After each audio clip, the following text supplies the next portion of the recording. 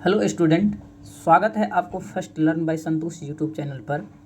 आज के इस वीडियो में हम देखेंगे क्लास 10th राजनीतिक विज्ञान। ठीक है, जो चैप्टर नंबर आज 4 होगा। ये जो चैप्टर है 4 नंबर है। ठीक है, 4 होगा और इससे पहले का जो है चैप्टर समाप्त कर चुके हैं हम, तो आप लोग उसको भी देख लीजिएगा। ठीक है, और आप लोग बताइए कि आप लोग कैसे हैं सबसे पहले, और आप लोग का पढ़ाई कैसे चल रहा है। और आप लोग इस समय यानी कि सुबह का 6:30 बजे जब देख रहे हैं वीडियो, तो इसका मतलब है कि आप लोग पढ़ाई के प्रति बहुत ही सजग है। ठीक है, तो आज हम शुरू करेंगे। चैप्टर का नाम है क्या? लोकतंत्र की उपलब्धियां। ठीक है, लोकतंत्र की उपलब्धियां। ये चैप्टर बहुत ही महत्वपूर्ण होगा बोर्ड एग्जाम के लिए। और अभी चैप्टर वाइज जो ऑब्जेक्टिव हम बता रहे हैं आप लोग को, इससे होगा क्या कि आप लोग को यानी कि हर एक चैप्टर का जो है नॉलेज हो जाएगा, और एक भी चैप्टर से जो है ऑब्जेक्टिव जो आएगा बोर्ड एग्जाम में तो आप लोग को नहीं छूटेगा। ठीक है, तो आप लोग ध्यानपूर्वक पढ़िए और ध्यानपूर्वक आप लोग जो है वीडियो को देखिए। इससे होगा कि आप लोग को देखते देखते और सुनते सुनते आप लोग को जो है याद हो जाएगा। ठीक है, ये नहीं है कि आप लोग इस वीडियो को देख करके फिर से क्वेश्चन को रटिए। ऐसा समझाएंगे आप लोग को कि आप लोग को जो है देखते और सुनते ही आप लोग को याद हो जाएगा। ठीक है, तो चलिए हम वीडियो को शुरू करते हैं। इससे पहले आप लोग चैनल पे नए हैं तो चैनल को सब्सक्राइब कर लीजिए, और वीडियो आप लोग को अच्छा लगे तो वीडियो को लाइक भी कर दीजिएगा। ठीक है, तो चलिए हम देखते हैं फर्स्ट क्वेश्चन मेरा क्या है। यहाँ पर जो भी क्वेश्चन है आप लोग को किसी न किसी वर्ष जो है बोर्ड एग्जाम में पूछा हुआ क्वेश्चन है। ठीक है, यानी कि ये जो है NCERT से जो है सरकारी जो बुक होता है उससे निकाला गया ऑब्जेक्टिव है। ठीक है, तो इसीलिए आप लोग इस क्वेश्चन को महत्वपूर्ण समझिए और ये समझिए कि आप लोग को ये क्वेश्चन बोर्ड एग्जाम में देखने को मिल सकता है। ठीक है, तो चलिए फर्स्ट क्वेश्चन क्या बोल रहा है। बोल रहा है क्या, इनमें कौन सी बात लोकतांत्रिक व्यवस्थाओं के अनुरूप नहीं है। इनमें से कौन सी बात लोकतांत्रिक व्यवस्थाओं के अनुरूप नहीं है। तो ऑप्शन ए है क्या, कानून के समक्ष समानता। ऑप्शन बी है स्वतंत्र एवं निष्पक्ष चुनाव। ऑप्शन सी है उत्तरदायी शासन व्यवस्था, और ऑप्शन डी है बहुसंख्यकों का शासन। ठीक है, इसमें बोल रहा है क्या, लोकतांत्रिक व्यवस्थाओं के अनुरूप जो है अनुरूप नहीं है। तो कौन सी बात जो है अनुरूप नहीं है। तो देखिए इसका राइट आंसर क्या हो जाएगा, ऑप्शन डी बहुसंख्यकों का शासन। ठीक है, यानी कि ये नहीं है कि जिसकी संख्या ज़्यादा है उसी का शासन चले। ठीक है, तो यही हो जाएगा इसका जो है अनुरूप बात नहीं है। लोकतांत्रिक व्यवस्थाओं के अनुरूप ये नहीं है कि बहुसंख्यकों का राज चले। ठीक है, इसका राइट आंसर क्या हो जाएगा, ऑप्शन डी बहुसंख्यकों का शासन। ठीक है, आप लोग को समझ में आ गया होगा। चलिए हम क्वेश्चन अगला देखते हैं। क्वेश्चन अगला क्या है मेरा, बोल रहा है क्या, 15वीं लोकसभा चुनाव कब हुआ था। क्या है, 15वीं लोकसभा चुनाव कब हुआ था। ठीक है, 15वीं लोकसभा चुनाव कब हुआ था। तो ये क्वेश्चन जो है बहुत ही महत्वपूर्ण है, तो आप लोग इसको जरूर याद कर लीजिएगा। ठीक है, इसको जरूर याद कर लीजिएगा, ये क्वेश्चन बहुत ही महत्वपूर्ण है। यहाँ पर बोल रहा है क्या, 15वीं लोकसभा चुनाव कब हुआ था। तो ऑप्शन ए है 2006, ऑप्शन बी है 2007, और ऑप्शन डी है 2008, और ऑप्शन डी है क्या 2009। ठीक है, तो 15वीं लोकसभा चुनाव कब हुआ था। तो इसका राइट आंसर क्या हो जाएगा, ऑप्शन डी 2009। ऑप्शन डी इसका करेक्ट आंसर हो जाएगा 2009। ठीक है, यहाँ पर पूछ रहा था क्या 15वीं लोकसभा। तो आप लोग देखिए जब एक जो याद कर लीजिएगा, 15वीं लोकसभा यहाँ पर पूछ रहा है एक याद हो जाएगा तो आप लोग इसको जो है आगे पीछे करके आप लोग निकाल सकते हैं किसी भी जो है चुनाव का डेट। ठीक है, यहाँ पर बोल रहा है कि 15वीं लोकसभा चुनाव। तो देखिए चुनाव कितने वर्ष पे होता है भारत में, तो 5 वर्ष पर होता है। ठीक है, 5 वर्ष पर। आप लोग ध्यान से समझिए, चुनाव कितने वर्ष पर होता है, तो 5 वर्ष पर। यहाँ पे बोल रहा है क्या 15वीं लोकसभा, यहाँ पर क्या है 2009 में है। तो ठीक है, यानी कि 16वीं के लिए कितना करना पड़ेगा हमको, 5 इसमें ऐड करना पड़ेगा, यानी कि 16वीं के लिए कितना हो जाएगा 2014। ठीक है, 2014 में जो हुआ था तो कितना नंबर का चुनाव हुआ था, तो 16वीं चुना हुआ था, 16वीं, ठीक है, 16वीं लोकसभा। इसी तरह से बोलेगा 17वीं, तो 17वीं के लिए क्या होगा, फिर से इसमें 5 वर्ष जोड़िए, तो क्या हो जाएगा यहाँ पर, फिर से इसमें 5 वर्ष जोड़िएगा तो क्या होगा, 2019 में हो जाएगा, ठीक है। इसी प्रकार से यानी कि अभी वर्तमान में जो हुआ है लोकसभा चुनाव जो हुआ है, यानी कि 2019 में जो जोड़िएगा, 2019 में जो जोड़िएगा फिर से 5, यानी कि कितना वर्ष, कितना पंचवर्षीय हो जाएगा, तो यह आपका जो है यानी कि यहाँ पर निकला था क्या, 16वीं, इसमें जो रहते तो क्या है यहाँ पर 17वीं, ये जो है अभी का जो है 18वीं, यानी कि 2023 में जो हुआ था क्या है, 18वीं क्या है, लोकसभा चुनाव हुआ था, 18वीं लोकसभा चुनाव हुआ था, ठीक है। वर्तमान में जो हुआ था 2024 में जो है, 2024 में जो है चुनाव हुआ था लोकसभा का, कितने नंबर का था, तो 18वां नंबर, ठीक है, 18वां नंबर। उम्मीद है कि आप लोग समझ गए होंगे।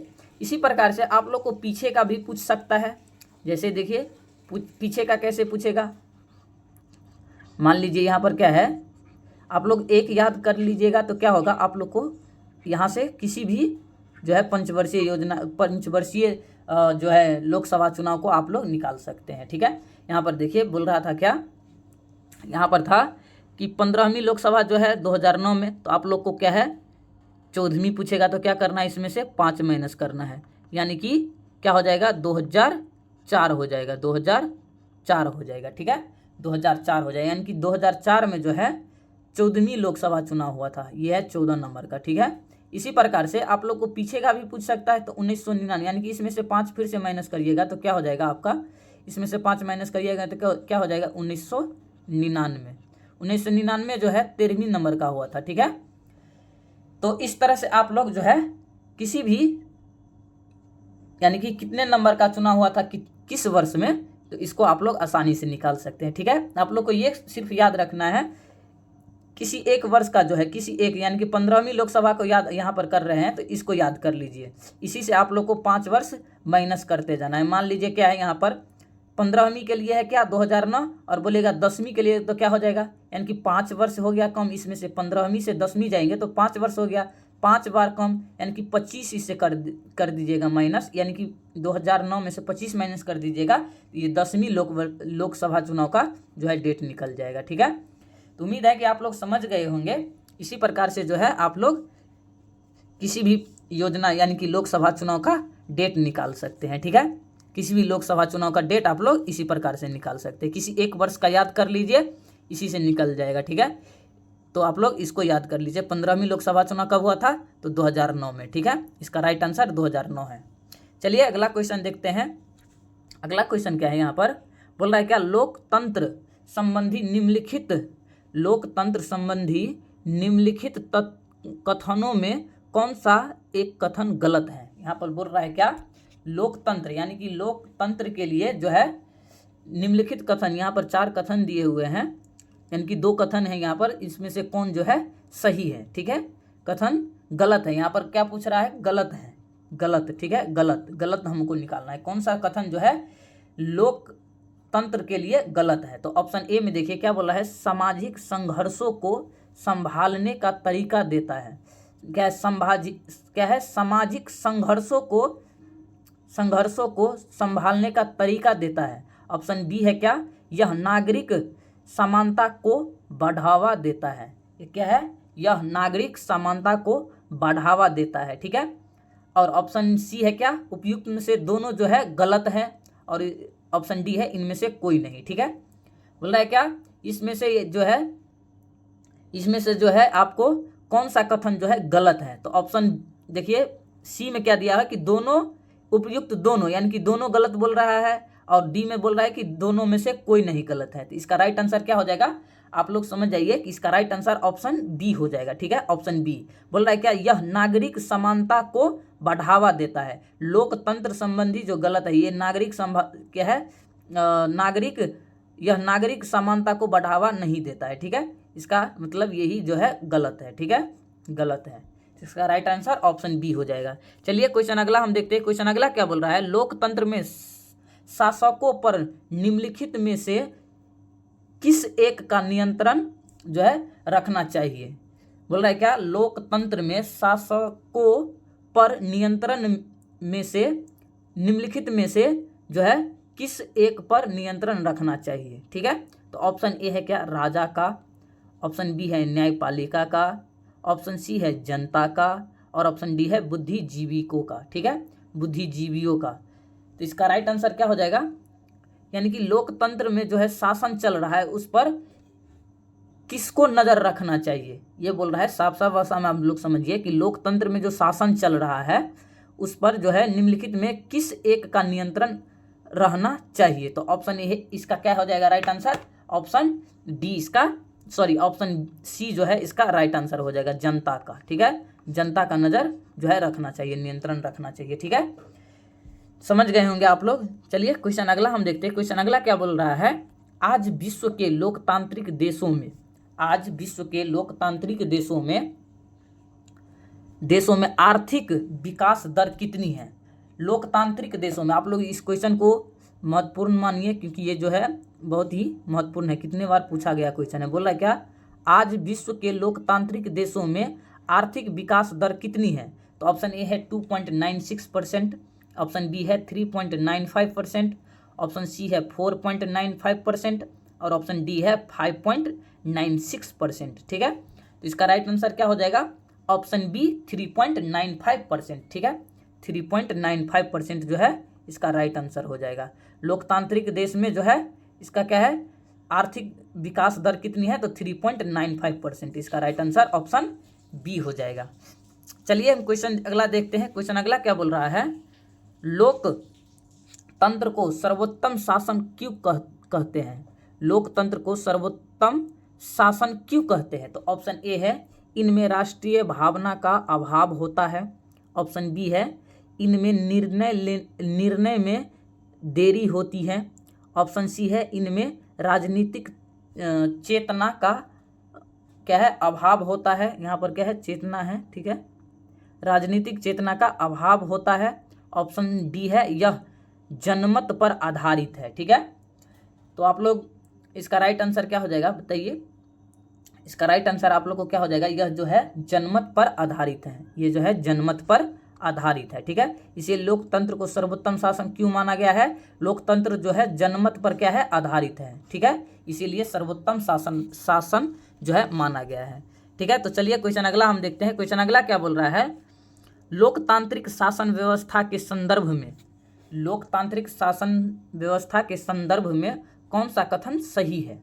ठीक है, लोकतांत्रिक शासन व्यवस्था के संदर्भ में कौन सा कथन सही है, क्या बोल रहा है यहाँ पर, कौन सा कथन जो है सही है। ठीक है, सही है, तो बोल देखिए ऑप्शन ए में क्या है, लोगों के बीच टकराव का अभाव, ऑप्शन बी है आर्थिक असमानता का अभाव, ऑप्शन सी निर्णय लेने में देर परंतु सही निर्णय लेने की संभावना, ऑप्शन डी है सामाजिक असमानता का अंत।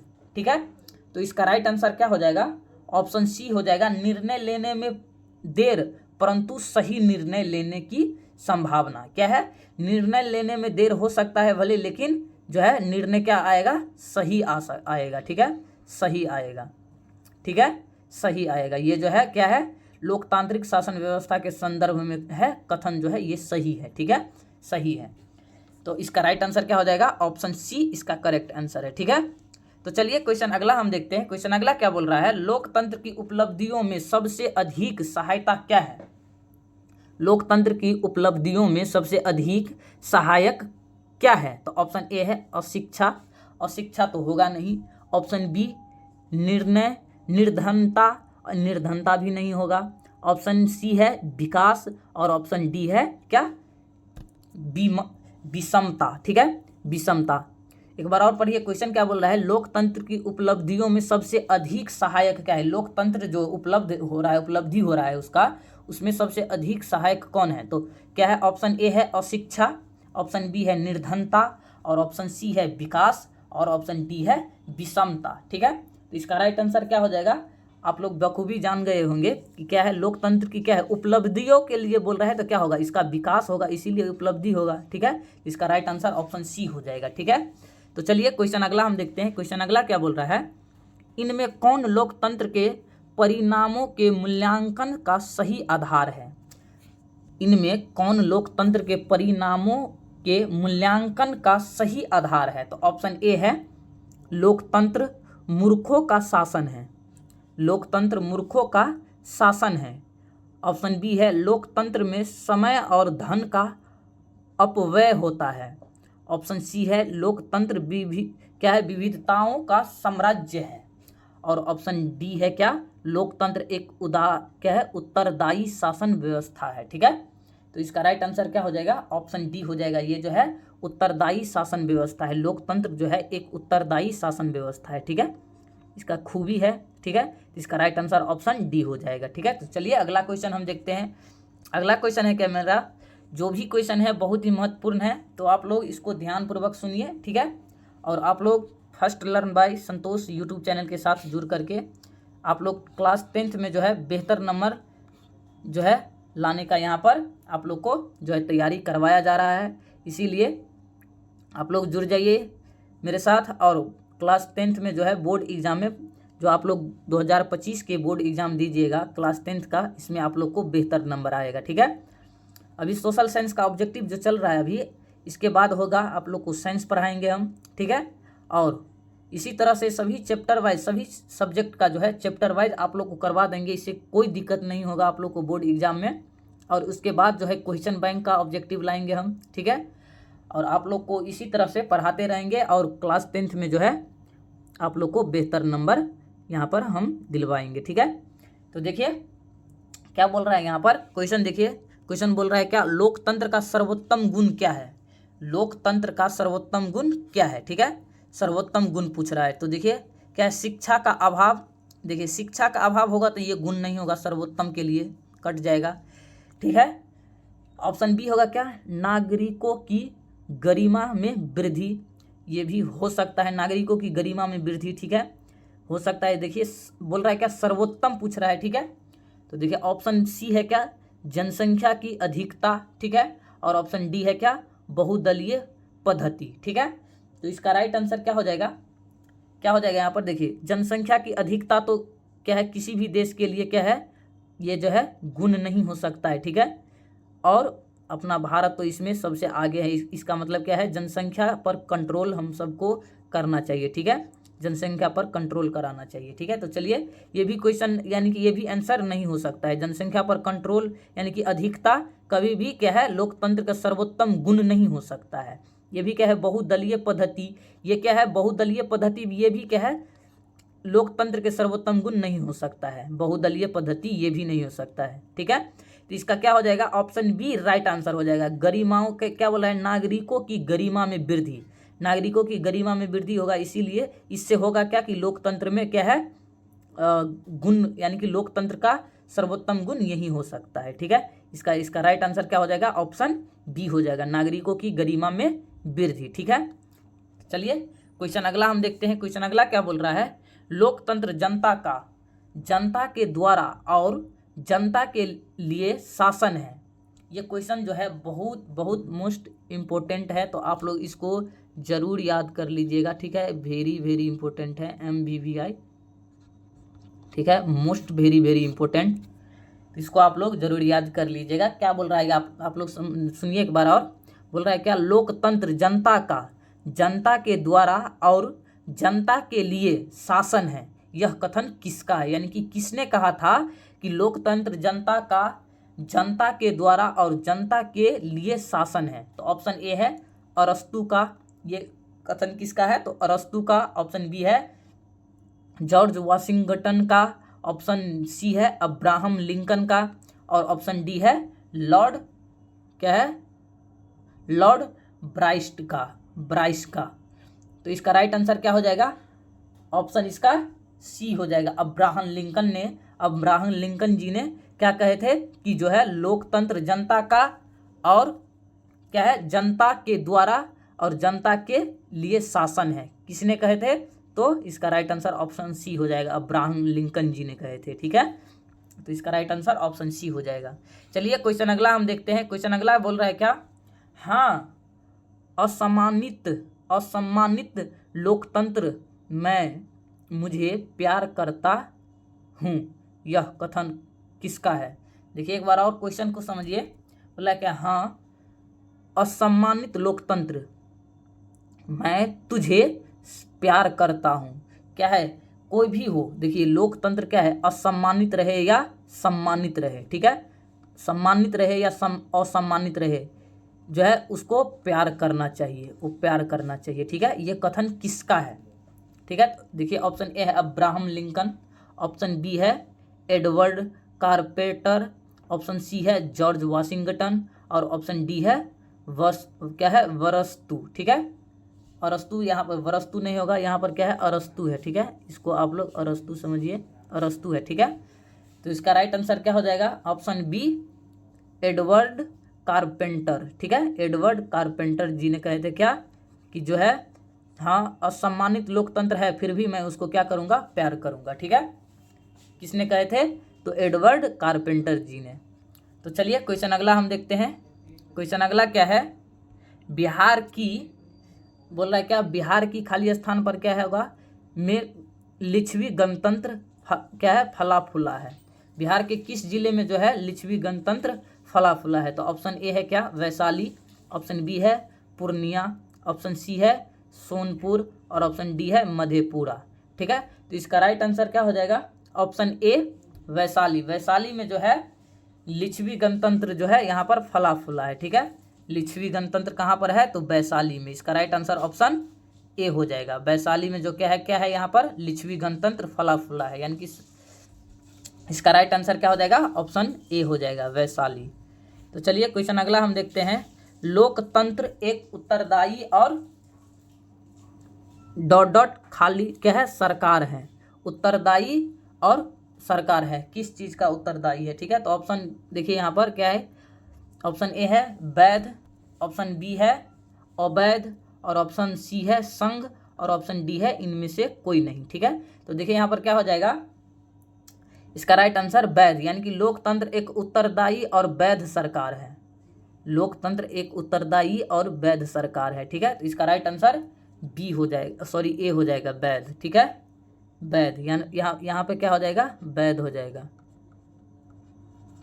वैध, ठीक है, यानी कि उत्तरदायी और वैध सरकार है। लोकतंत्र क्या है, उत्तरदायी और वैध सरकार है, ठीक है।